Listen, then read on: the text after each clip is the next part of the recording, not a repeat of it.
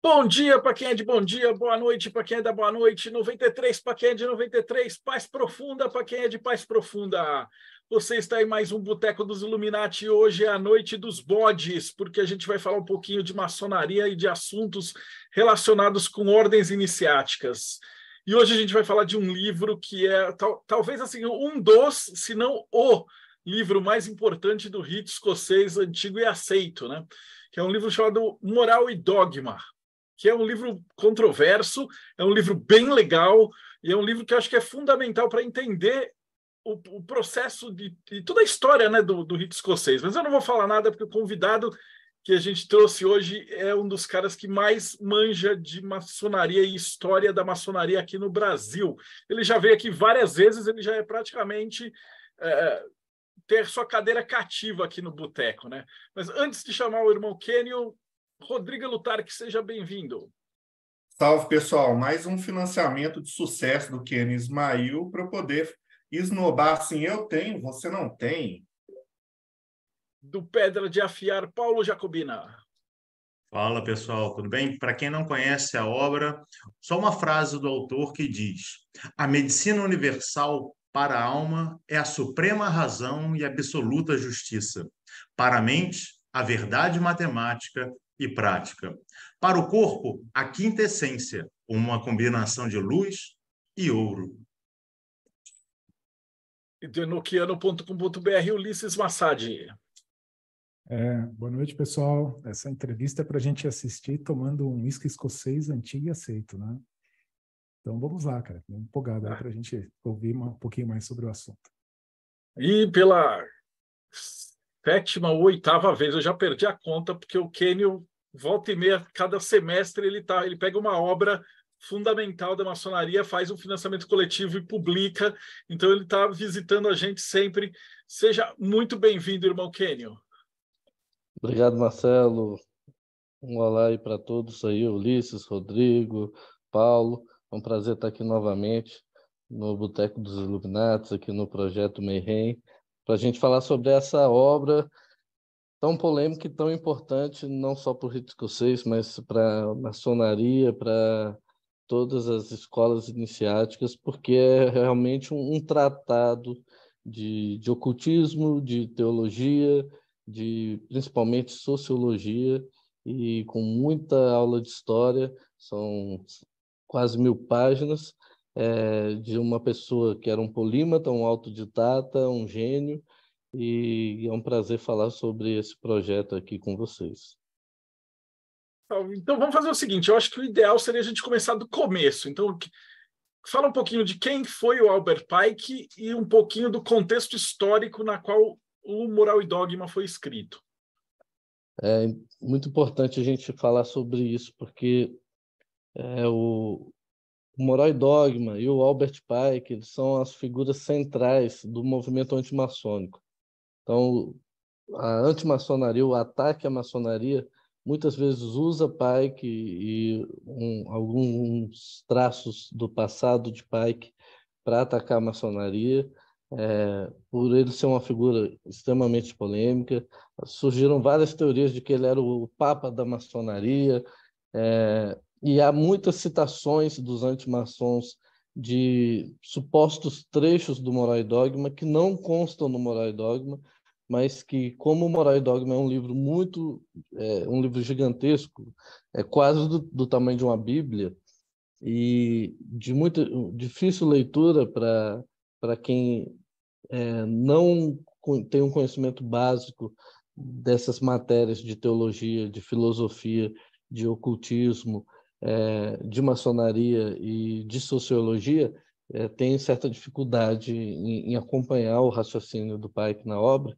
Então, muitos não se dão o trabalho de verificar se aquela citação que os antimaçons apontam do Moral e Dogma se realmente constam no Moral e Dogma, e quase sempre não constam, ou são trechos que são retirados do contexto.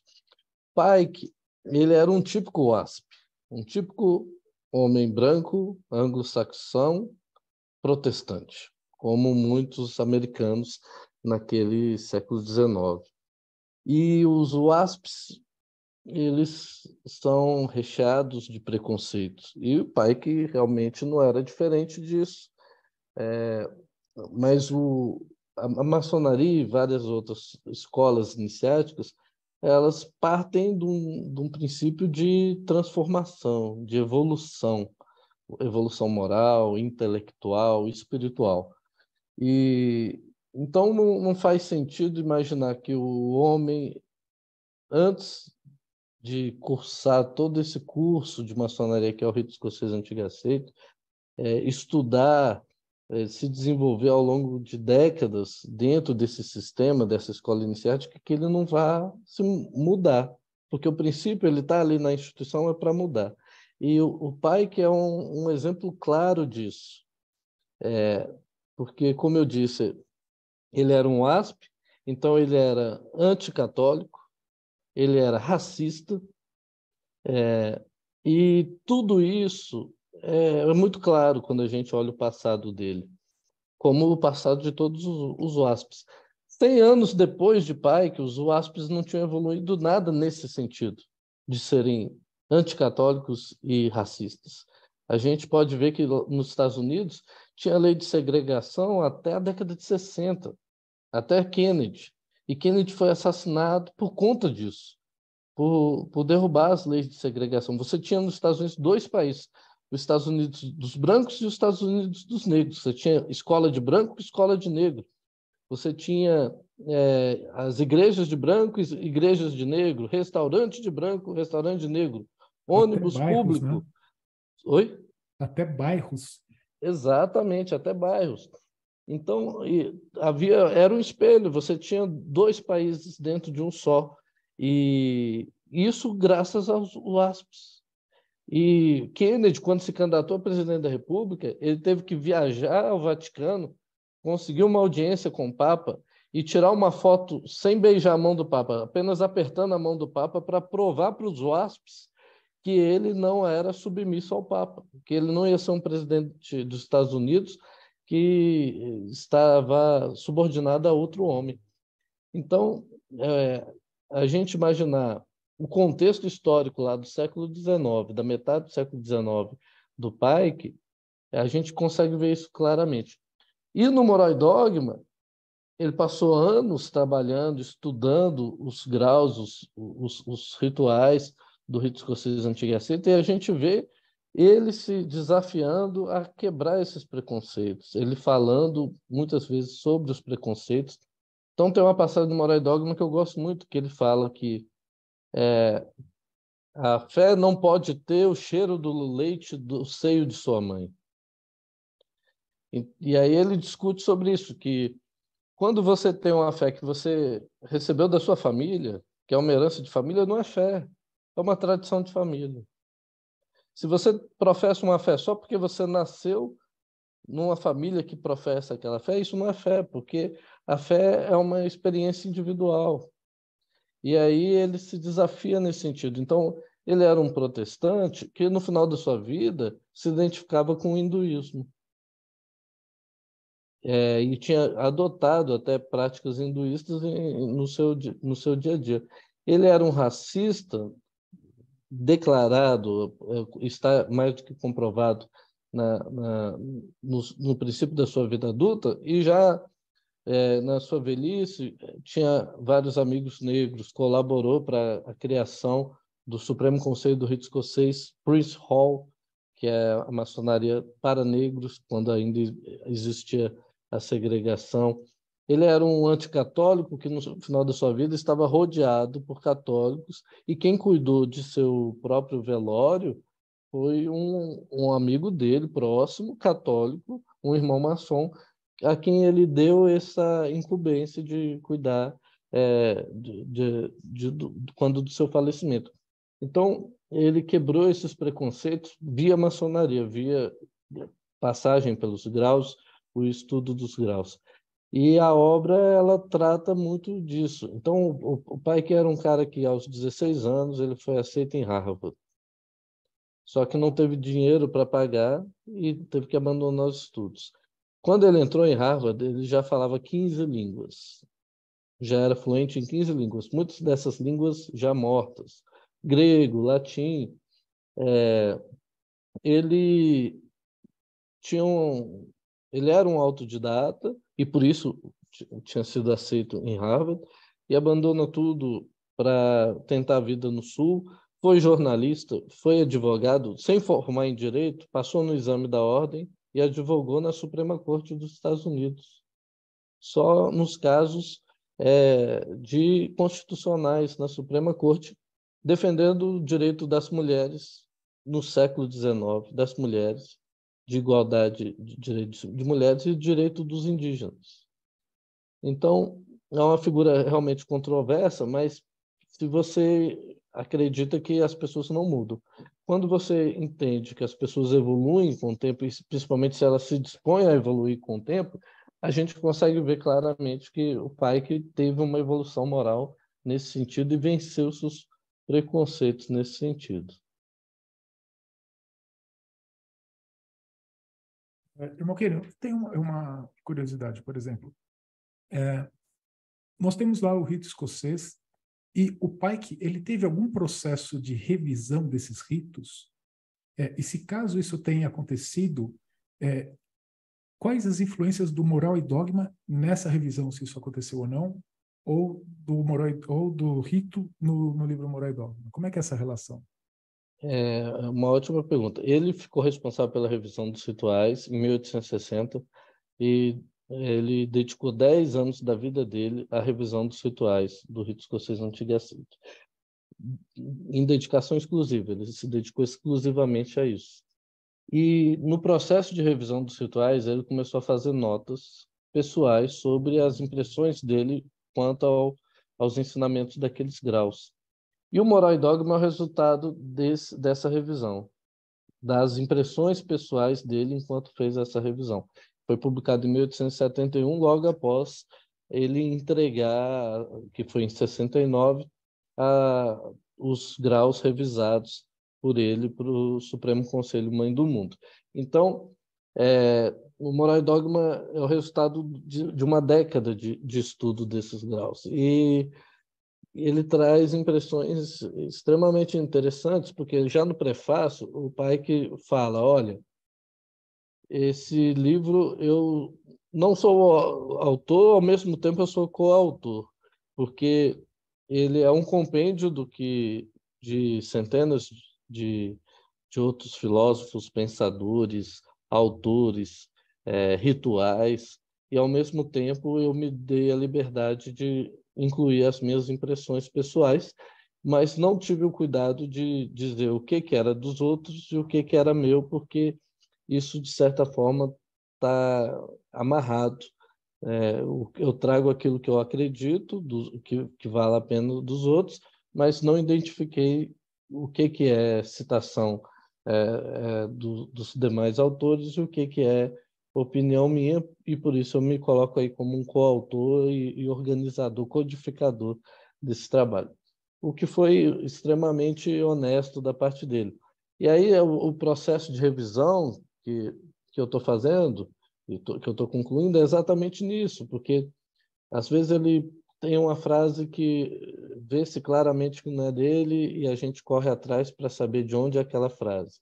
Aí descobre que é de um poeta irlandês, lá do século XVIII, e aí a gente identifica qual é o poema que ele retirou aquela frase.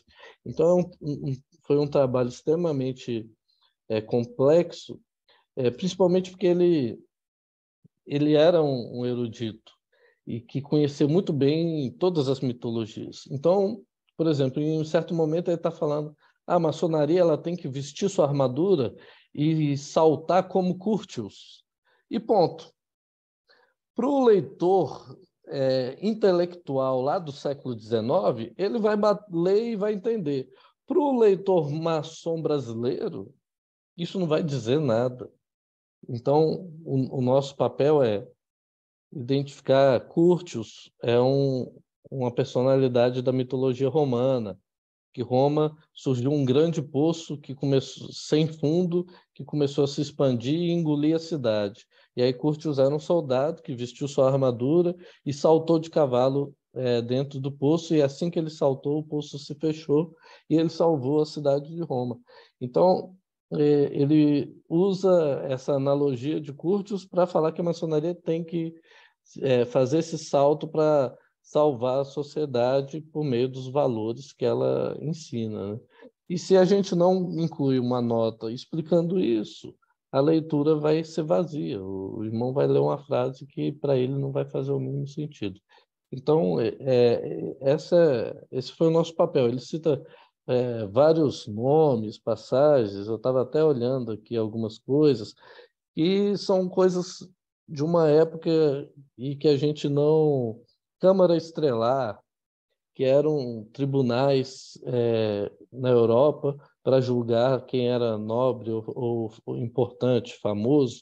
Então, tinham tribunais especiais. Aí ele solta assim, olha, nós vamos trabalhar para não todos serem iguais perante a lei e não termos câmaras estrelares nos dias de hoje. Então,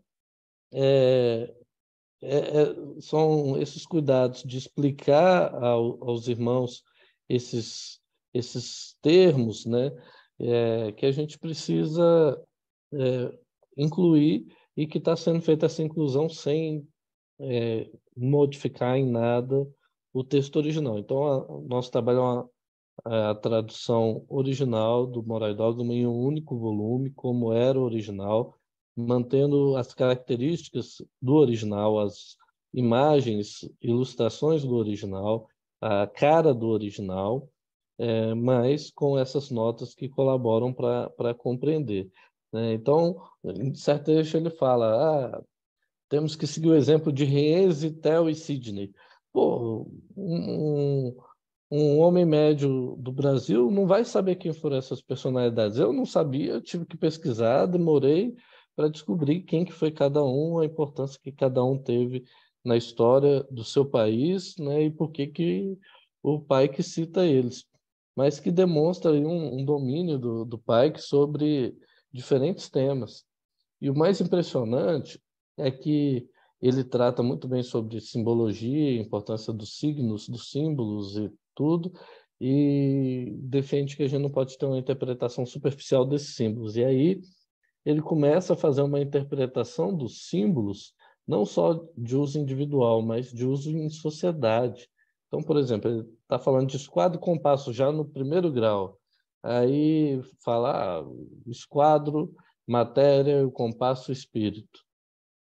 Mas aí ele fala, a gente não pode se restringir ao espírito do homem, porque uma nação também tem o espírito, um país também tem seu espírito, que é seu povo, sua cultura, e essa nação ela não pode abrir mão desse entendimento de que ela tem um espírito para ser cuidado, para ser harmonizado, para ser gerido. E aí ele começa a dizer coisas que são totalmente importantes hoje, aplicáveis hoje. Ele fala, uma nação que não leva a sério seu espírito, ela entra em guerras por fins materiais, por fins financeiros, econômicos. Uma nação que não cuida do seu espírito, ela procura acumular riquezas, permitindo que cidadãos morram de fome. Então, são coisas que são totalmente pertinentes e que fazem do rito escocês antigo e aceito não ser só uma reforma de moral íntima individual, mas também de uma ética social e de uma cidadania, num sentido que nós já perdemos há algum tempo pelo individualismo que a gente tem nos dias de hoje. E ele procura, em cada grau, puxar essa questão de uma aplicação mais social, mais geral dos ensinamentos, mais coletivo e não apenas individual. E essa é a grande sacada dele. Fora os graus que são teologais, que são ocultistas, você tem grau mitraísta na maçonaria, e ele resgata isso muito bem. Você tem graus supernaturais, no sentido de que é uma conversa com seres interdimensionais. em alguns graus, do rito escocês antigo e aceito, e que Pike trabalha isso muito bem, ao mesmo tempo de uma forma delicada, para não suscitar um incômodo com aqueles que têm uma fé mais fechada. Então, uma obra maravilhosa, mas que demanda o estudo daquele que procura lê-la, porque ela não se encerra em si só, ela cita tantas escolas, culturas, tradições esotéricas, ocultistas, e muito de história e de mitologia, e que você aprende bastante e realmente entende que o rito escocês é uma verdadeira faculdade de maçonaria, não só de maçonaria no sentido estrito, mas de cidadania, de filosofia, de história, de sociologia, e que a gente pode aplicar isso não só na nossa vida, mas também para ajudar a sociedade a chegar num nível mais igualitário. Imagine que Pike, no século XIX, falando em extraterrestre, coisa que ninguém falava na época, ninguém. Não existia ufologia, não existia OVNI em 1860. E Pike fala, olha, é um absurdo eu pensar que num universo com milhões de estrelas, milhões de sistemas, infinitos planetas, nós sejamos os únicos seres racionais, as únicas inteligências de todo esse universo. Então, existe vida fora deste planeta, existe inteligência fora desse planeta. E isso em 1870. Eu tenho uma outra pergunta, por exemplo. Imagina aquele irmão maçom que, depois ali de 6 meses como mestre, adentra nas lojas de perfeição, né? E ele vai começar a receber aqueles rituais ali branquinhos, tudo que a gente conhece. Qual que é a importância desse livro para esse irmão que está começando na carreira dos graus filosóficos? No Brasil, a gente tem o efeito contrário da prática do escocês nos Estados Unidos. Nos Estados Unidos, o rito escocês ele tem um foco muito didático e pouco ritualístico.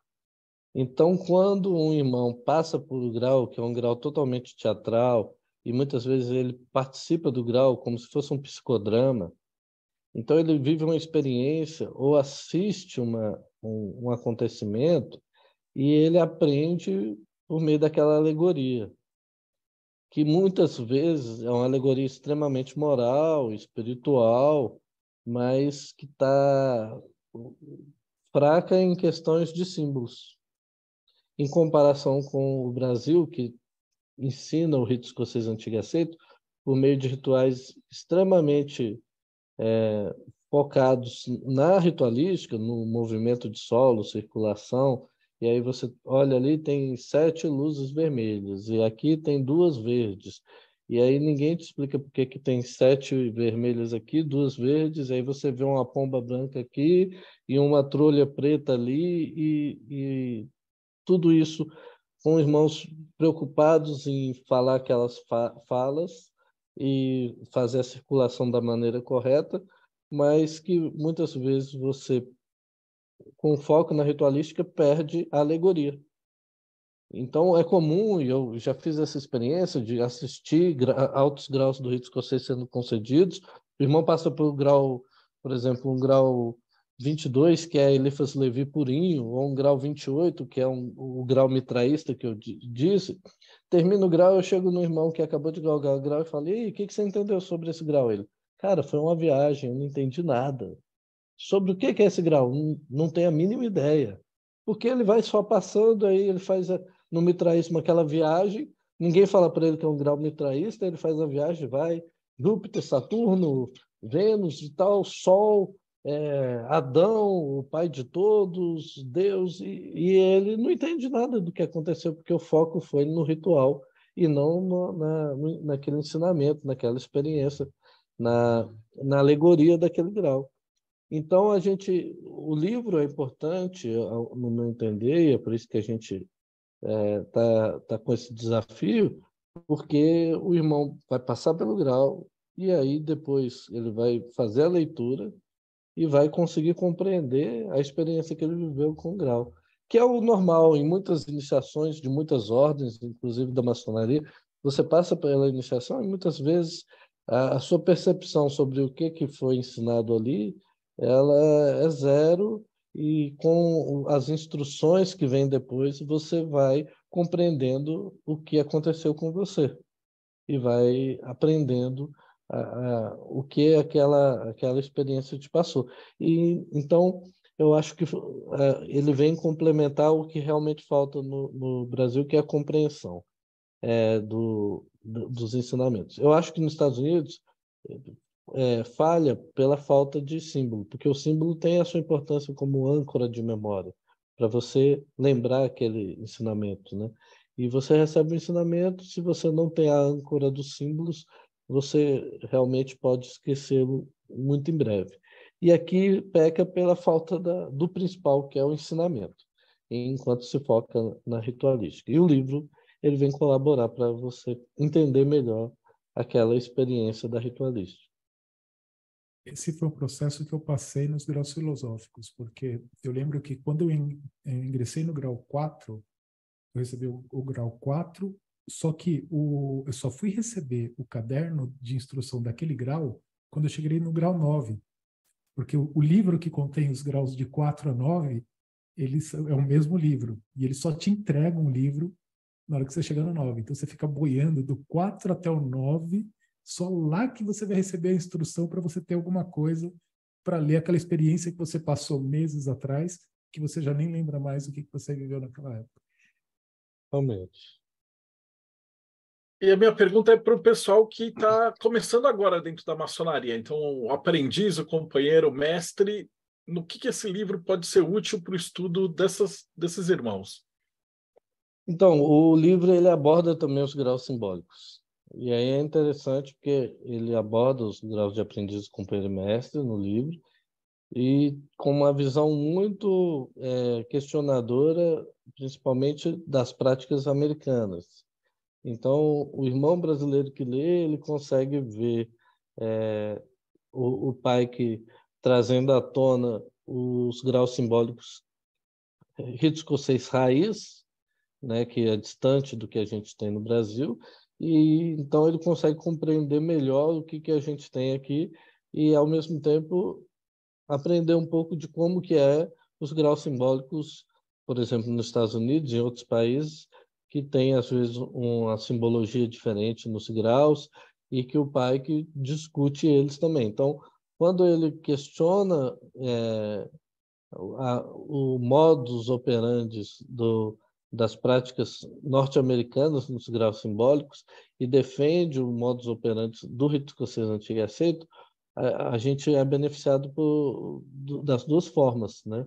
De aprender como que é lá, aprender o ensinamento de um modelo distinto, né? Do rito de York, e, ao mesmo tempo, aprender o ensinamento original do rito escocês antigo e aceito. Eu estou com uma pergunta do Saulinho, mas antes de eu fazer a pergunta dele, como é que tem mais de uma pessoa perguntando assim, como é que a gente faz para apoiar isso, para comprar esse projeto? E eu vi que também você colocou os outros títulos, né? Que o pessoal estava falando, como o Rodrigo falou, está faltando a Bíblia, você não estava achando na loja e tal. Como é que a gente faz para apoiar? Então, o Moral e Dogma, a campanha está no Catarse, é um projeto desafiador pelo o custo de publicá-lo. Então, a gente tem que alcançar R$150 mil, e até eu apresentei os custos, tem eles relacionados no Catarse para os irmãos verificarem. Eu até apresentei orçamentos para o Marcelo ver que é realmente uma questão de ser um projeto oneroso para a gente colocar na rua, vamos assim dizer, para a gente conseguir publicar. Então, está ocorrendo essa pré-venda no Catarse, que vai correr nos próximos 50 dias. Então, os irmãos podem acessar lá catarse.me/moral e dogma, tudo junto, sem espaço, sem ponto, sem hífen, e participarem lá. Então, tem as recompensas que os irmãos podem escolher o que desejam para poderem colaborar para que a gente consiga publicar o Moral e Dogma. Os demais livros da nossa editora, que foram todos financiados via Catarse, todos com pré-venda via Catarse, os irmãos, os interessados podem adquirir pelo nosso site, no esquadro.com.br. Tem lá uma loja virtual em que a gente vende os exemplares impressos desses livros, e os e-books estão na Amazon também, para quem curte aí um Kindle. Maravilha. Para você que está assistindo, os links estão aqui embaixo na descrição do vídeo. Rapidinho, deixa eu só fazer a pergunta do Saulinho. Tendo em vista que o livro foi escrito há mais de 150 anos, quão atual é o Moral e Dogma? Eu diria que extremamente atual, porque em muitos aspectos, em especial nesses aspectos de moral, de ética social, de sociedade, de nação, de governos, de espiritualidade, nós tivemos muito pouco avanço nesses 150 anos. Se a gente tivesse avançado e alcançado uma sociedade justa, igualitária, em que a humanidade tivesse alcançado a felicidade, o livro seria totalmente desnecessário, assim como a maçonaria e muitas outras instituições seriam totalmente desnecessárias. Mas as questões que são discutidas no livro, elas são extremamente atuais. Então, em alguns pontos, porque elas existiam naquela época e ainda permanecem, em outros, que é a pobreza, a fome, a prostituição, o abuso de poder, justiça parcial. Então, tudo isso que é muito discutido na obra, no sentido sociológico, e também as questões filosóficas da vida, do universo, das relações interpessoais, ainda existem. E o pai, que tinha uma visão também além do seu tempo, como eu dei o exemplo da questão de extraterrestres e tudo mais, e isso também está muito em voga, muito atual, alguns pensamentos que ele já defendia naquela época e que são batalhas que a gente ainda trava no nosso dia a dia. A gente ainda tem preconceito, ainda existe racismo, ainda existe injustiça, ainda existe grandes diferenças sociais. A gente ainda vive uma sociedade. Ele fala muito ele não usa o termo pós-verdade, mas ele fala muito sobre isso, sobre fake news. Então, não há como ser mais atual do que isso. Então, ele fala sobre a questão de fake news, a questão da gente acreditar em uma notícia escrita por uma pessoa que a gente não sabe quem é e não tem confiança, mas que a gente acredita.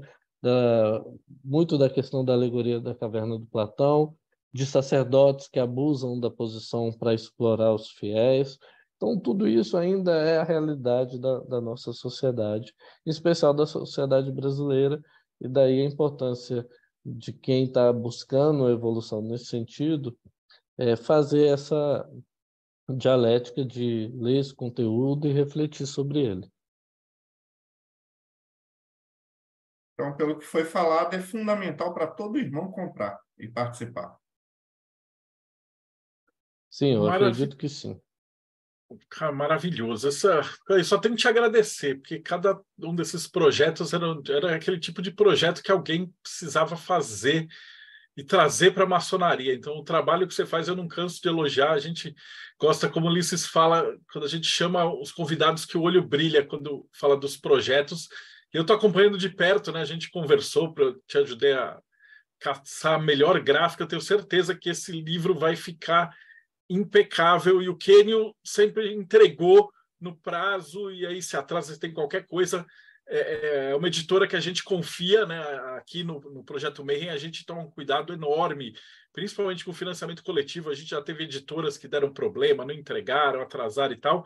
E o irmão Kenio sempre entregou de maneira perfeita todos os projetos. Então, prazerzão ter você aqui. Eu já vou finalizando. Então, Rodrigo Lutarque, considerações finais. Olha, já apoiei desde o primeiro momento que chegou o e-mail na minha caixa de mensagem. Recomendo demais ir lá no catarse.me/Moral e Dogma. Estou ansioso para ver meu livro. Agora, eu já estou considerando o meu livro Moral e Dogma. Quero muito. Ulisses Massad, considerações finais. Kenio, parabéns aí por pegar esse projeto. Moral e Dogma, eu acho que é uma das obras mais importantes que nós temos aí relacionados à maçonaria. É algo que, quando entrei na maçonaria, eu ouvi falar desse livro, eu fui pesquisar tudo, procurei em português, não tinha. Enfim, é um trabalho que eu sei que você vai fazer e vai entregar com muita qualidade. Então, parabéns aí pela coragem de pegar esse calhamaço de livro, que o livro é grande, né? E vamos esperar aí até isso ficar pronto, que eu também quero a minha cópia. Marcelo, interrompi só um instante, que o Ulisses falou uma coisa que é muito importante. Como já teve uma edição no Brasil, uma edição de pequena tiragem, que dividiu em tomos e que era caríssima, que era da Editorial, que é uma parceira da nossa editora também. Essa aqui, né? Exato. Muitos irmãos falam, pô, esse valor aí é só para qual tomo? E aí é importante ressaltar que o projeto é para um volume único, como era o original. Então, todos os graus do rito, né, estão ali num único volume, de forma a entregar um material completo para os irmãos estudarem ao longo de sua vida maçônica, sua jornada, e, ao mesmo tempo, reduzir os custos, porque em tomos era um custo bem maior, de mais de E R$300. não está completo, só para os irmãos terem uma noção do tamanho do livro. Ainda falta tomo. Ainda falta tomo. E aí agora ninguém vai correr esse risco de ficar sem um tomo, de ficar sem a coleção completa, porque vai estar tudo em um volume, como sempre foi desde do seu lançamento em 1871. Maravilhoso. Paulo Jacobina, considerações finais. Eu só tenho a agradecer ao Kenio por mais esse projeto. A cada 6 meses, ele abrilhanta o Brasil com material fundamental para o estudo. E para quem ainda não está disposto a ajudar, olha só, o preço está extremamente barato. E mesmo assim, se você não quiser gastar tanto dinheiro assim, porque não é tanto dinheiro assim, você ainda pode se juntar com seus irmãos e comprar uma leva grande que sai ainda mais barato. E eu fiquei curioso para saber se o Rodrigo comprou com a caixa especial para poder guardar o livro. Comprou, Estava Rodrigo? querendo demais, porque do último eu peguei a edição de luxo da Bíblia, mas dessa vez não, porque eu estou mudando. Aí eu, assim, forquei aqui. Essa caixa é muito legal. É a caixa de madeira e a minha está lá na sala. É linda, linda, linda, linda a caixa. Ô, Kenio, você não tem uma aí para mostrar? Não, eu tô em viagem, aí eu tô sem o acervo aqui. Mas Mas essa tá ficando muito bacana, porque é gravação a laser e tá tendo um efeito bem bacana. ela vem com gravação a laser, com um negócio. É super bonitinha. Inclusive, se você for dar de presente para alguém, também é muito legal. É um Eu baita posso apresentar aqui a tela, fazer uma Ah, apresentação. faz a gentileza, então, para a gente finalizar. Então. Aqui o livro, R$130 está barato. Mais um projeto do Kenio Ismail. E 130 com frete incluído já. Tá barato demais. E dá para muito pegar barato. aqui, ó, 2 livros ou mais. A loja pode juntar e pegar os 10 livros. 20 livros, 50 livros.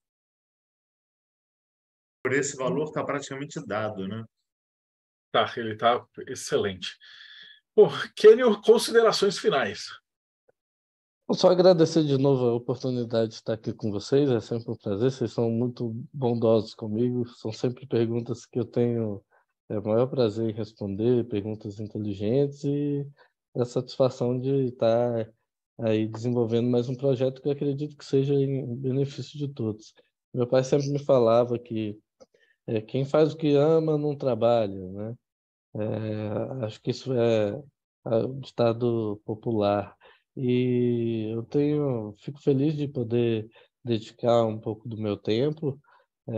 Eu profissionalmente sou professor, então o meu foco sempre é esse, é transmitir conhecimento, é compartilhar conhecimento, é colaborar para uma evolução das pessoas e sempre me sentir preenchido, né, satisfeito por poder fazer isso, algo que eu possa ter orgulho. E esses projetos literários são nesse sentido, de poder colaborar para a nossa instituição, para os nossos irmãos, para a maçonaria brasileira de uma forma geral, de ter acesso a conteúdo de qualidade, feito também com amor, com carinho, com material de qualidade, como a gente merece.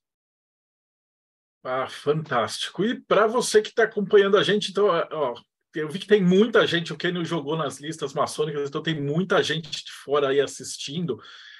Essa é a nossa entrevista. A gente tem um canal do YouTube onde a gente regularmente chama os irmãos, mas a gente também chama pessoal do martinismo, pessoal de alquimia, pessoal de umbanda, de candomblé, líderes religiosos, do paganismo, para entrevistar. Então, essa entrevista 445. E a gente sempre faz perguntas profundas, assim. A equipe que faz a pergunta, às vezes a gente chega a 7 ou 8 irmãos aqui, cada um de uma área específica, né? Então tem o pessoal que lida com evocação, pessoal da Telema, pessoal do rosacrucianismo, martinismo, espiritualidade, kardecismo. A gente se diverte aqui, a nossa diversão de terças e quintas. Então @Projeto Mayhem no YouTube, segue o canal, ativa o sininho, que, como eu falei, mais de 440 entrevistas com gente de alta estirpe, com perguntas de 1 hora e meia. Então a gente depende dessa propaganda boca a boca, porque o YouTube, depois de um tempo para cá, ele parou de divulgar os canais que têm entrevistas muito longas, né? Ele foca naqueles canais rasos, de 10 minutos, 15 minutos, gente dançando, musiquinha.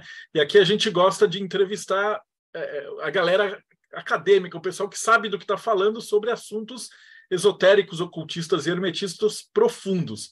Então pode procurar que com certeza alguma dessas playlists vai ter muita coisa legal para você acompanhar. Então, muito obrigado pela companhia e a gente se vê aí no próximo Boteco dos Illuminati.